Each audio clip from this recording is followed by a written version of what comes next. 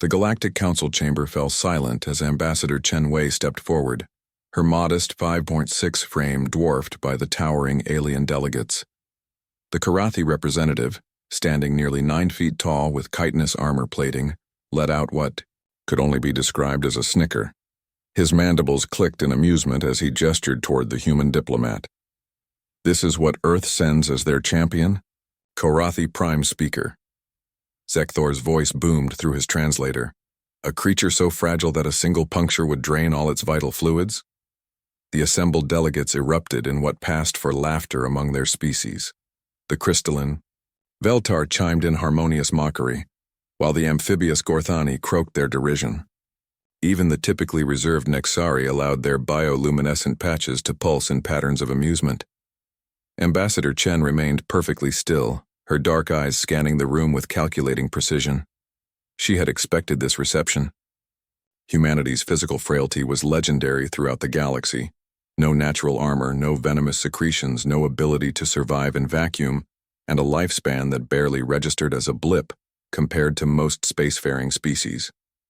"Honored delegates," Chen began, her voice carrying clearly through the chamber despite its soft tone. "I understand your concerns about humanity's physical limitations." Zekthor leaned forward, his massive bulk creaking against his reinforced seat. "Concerns? Child, your species cannot even survive on 90% of habitable worlds without technological assistance. Your bones shatter like glass, your skin tears like wet paper, and your organs fail if the temperature varies by mere degrees. What could such weakness possibly contribute to our alliance?" Chen smiled, an expression that seemed to unnerve several delegates who had studied human facial expressions. Perhaps a demonstration would be more effective than words. She activated. Her personal display unit and a holographic star map materialized in the center of the chamber. The three-dimensional projection showed the Andromeda spiral, with various colored markers indicating territorial boundaries. 3 months ago, the Devourer fleet emerged from dark space, Chen continued, manipulating the display. 17 hive ships, each the size of a small moon. According to our xenobiological analysis, each ship contained approximately 50 million cybernetic organisms designed for one purpose: consumption of all organic matter. The chamber grew noticeably quieter. Every species present had lost colonies to the Devourers. The Karathi Third Fleet engaged them here. Chen highlighted a section of space near the Vega system. 47 of your finest battleships, each armored with quantum-reinforced carapace plating, each crewed by warriors whose strength could crush steel. Zekthor's mandibles twitched uncomfortably. The engagement lasted 17 minutes. All ships lost, all hands consumed. The hologram showed the tactical progression, a one-sided slaughter. The Veltar attempted a resonance assault here, she indicated another sector. Their Crystal Harmony ships, capable of shattering planets with focused sonic bursts. They lasted 12 minutes. The Veltar delegates' harmonious chiming grew discordant. The Nexari deployed their most advanced bioweapons, organisms specifically engineered to counter the Devourer technology. 8 minutes. Chen's finger traced the path of destruction across the map. In 6 weeks, 17 species launched their most powerful fleets against the Devourers. Combined losses, over 3,000 ships, 12 million personnel, and not a single confirmed kill. The chamber was now completely silent except for the nervous breathing of various atmospheric processors. Then Earth asked to try. Chen manipulated the display, showing the Sol system. A single small ship appeared on the projection, barely the size of a Karathi fighter.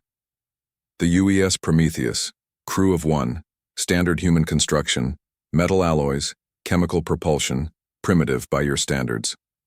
Pilot, Dr. Sarah Kim, age 28, weighing 52 kilograms, possessing no natural weapons, no armor, no enhanced abilities whatsoever. Zekthor couldn't contain himself. You sent one fragile human in a toy ship against 17 hive ships? We did. Chen zoomed in on the tactical display. Dr. Kim approached the lead hive ship and transmitted a simple message. I surrender. Please don't hurt me. She then allowed herself to be captured and consumed. Confused murmurs rippled through the chamber. Consumed? The Gorthani delegate gurgled. Yes. You see, while Dr. Kim's body was indeed fragile, her mind contained something none of your species possessed, a complete psychological profile of human behavior, built over millions of years of evolution, refined through centuries of warfare, and enhanced by decades of game theory and strategic studies. Chen paused, letting the implication settle. Dr. Kim had spent 3 years studying every known engagement with the Devourers. She identified their critical weakness. They were too efficient. Their collective consciousness always chose the optimal solution, always took the most direct path, always acted with perfect logical consistency. The hologram shifted, showing the interior of the hive ship. Humans, however, are beautifully, chaotically illogical. While being processed for consumption, Dr. Kim's brain was scanned and her neural patterns integrated into the collective. For exactly 43 seconds, the devourer hive mind experienced something completely foreign to its existence. What? Zekthor whispered. Doubt, fear, guilt, love, hope, despair, wonder. The complete spectrum of human emotional irrationality flooded through 50 million cybernetic minds that had never experienced anything but cold logic. The display showed the hive ship's formation beginning to waver. The collective couldn't process it. Their perfect efficiency became perfect chaos. Ships began firing on each other, not from malice, but from the sudden, overwhelming realization that there might be beauty in the universe worth preserving rather than consuming. Chen smiled again, and this time several delegates instinctively leaned back. In 17 minutes, the same time it took them to destroy your finest fleet, the Devourers tore themselves apart. Not from any weapon or strategy you could comprehend, but from the simple introduction of what makes us human, our beautiful, fragile, impossible ability to feel. The chamber remained silent for a long moment. You see, honored delegates, Chen concluded, we humans may have bodies that break easily, but we have minds that can break entire civilizations, not through force, but through the simple power of making them think, feel, and question everything they thought they knew about existence.